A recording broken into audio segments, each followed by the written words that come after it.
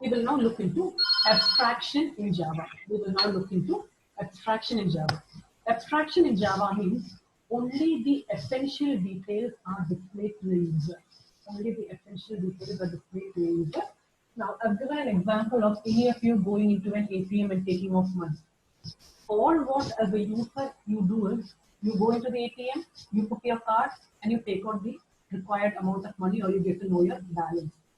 You are not bothered about what is happening inside the servers of the bank, or you are not concerned about the machine details of the ATM.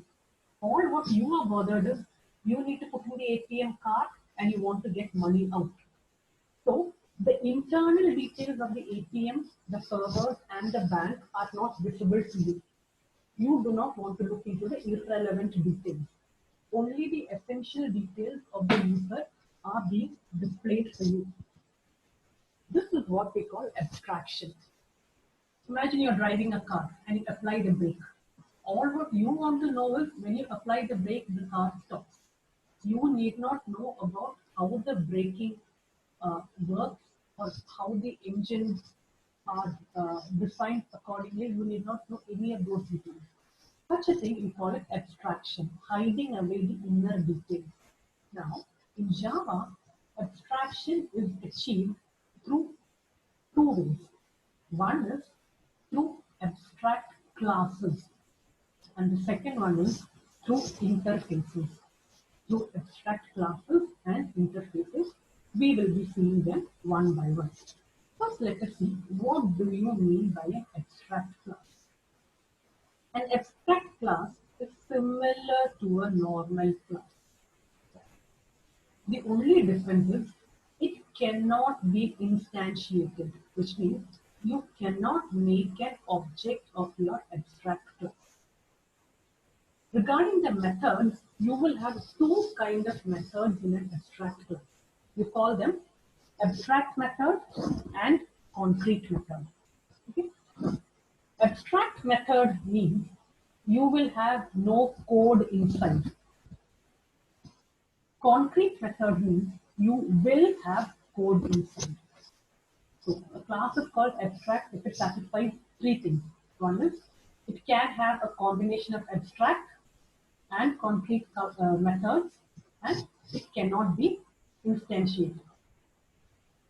Okay. Now look here. I have a example over here. Shape.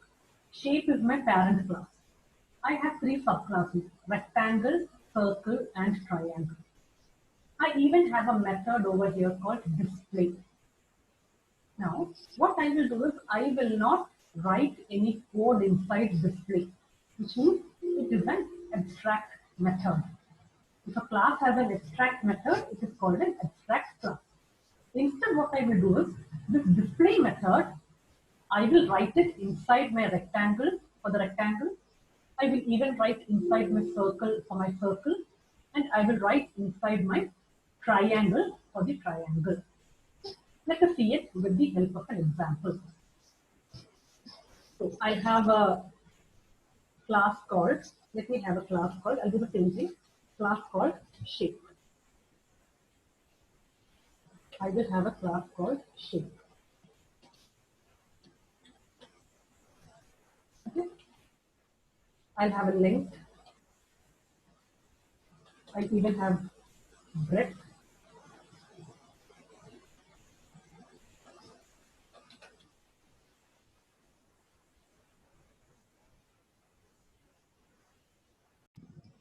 I am planning to have an abstract class. Now, abstract class, I will write like this, void display. That was what I showed in my example earlier. Okay. We have this as concrete. Okay, we have this as concrete. So I'll have it a code inside. Control C.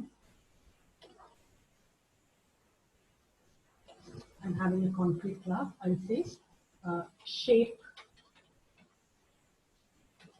display method. Okay. So this class has a concrete method.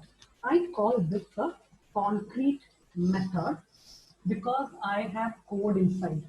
Because I have code inside, I call this a concrete method.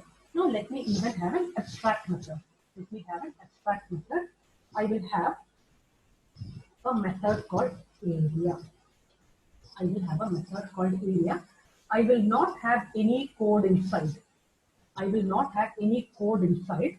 Because I do not have any code inside, I will say it is an abstract method. I will say it is an abstract method. I'm finishing up my class over here.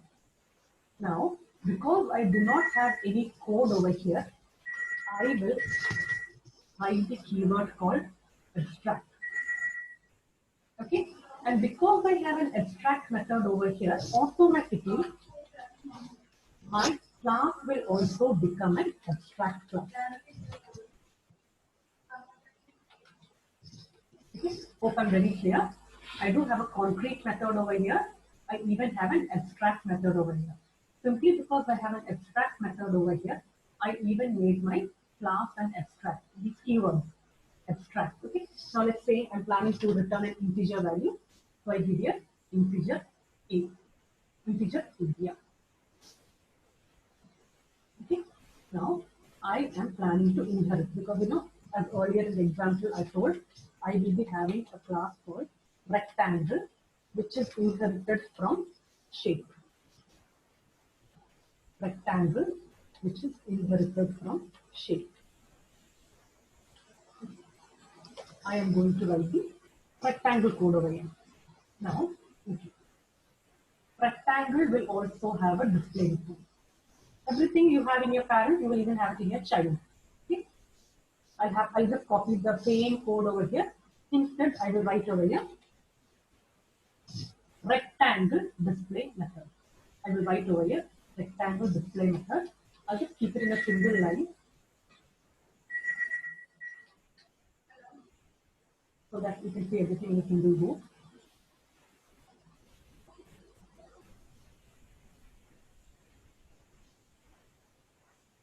Okay. Now, the concrete method everything. I should even have my abstract method called area. Now, this abstract method in the parent. This is in the parent. In the parent.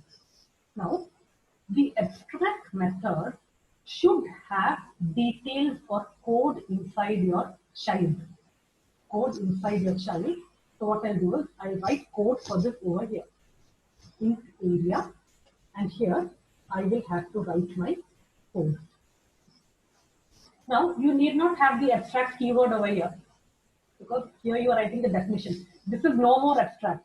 This is no more abstract because you're writing the code over here. You are writing the code over here. Here I will simply write return length into breadth. Return length into breadth. Okay. This is my code for area.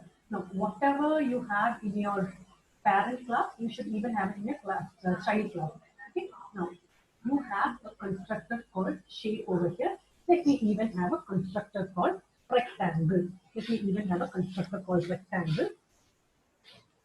Okay. I will have a constructor called rectangle. The same int p. The same int p. Okay. I need not copy this code again. I need not copy this code again. So as we all have learned, to go to the immediate parent, we need to simply write super a comma b, which means that code it is being automatically called. Okay. Now I will have my main class and having abstract demo. Okay. I will have my abstract demo. Rectangle r is equal to, I'm creating an object, new rectangle, pass in values, let's say 10 and 20, r dot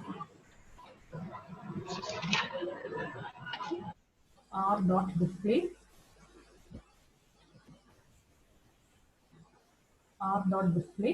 and then we will write int area is equal to r dot area,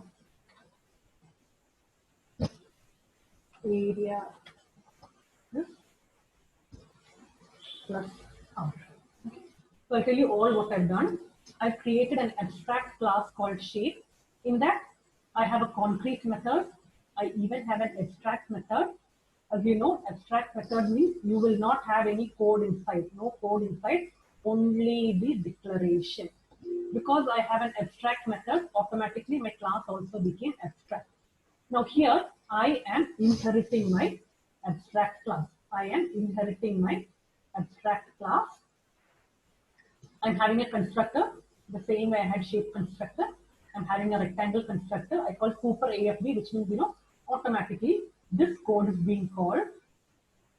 I write my display so that overriding can happen.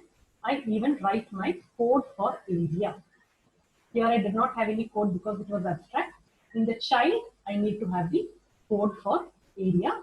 Here all what I do is I do the display function and I even calculate the area. Let's save our program.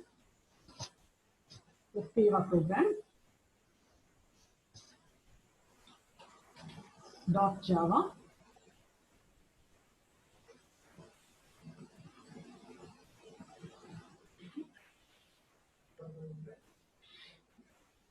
Okay. The output has come. Rectangle display method, overriding happened, and even the calculation happened. Let's go back to the program. Let's go back to the program. You have an abstract class with concrete and abstract methods. You have a child class where the abstract method is no longer abstract. You gave a definition for that. And then you are calculating the area.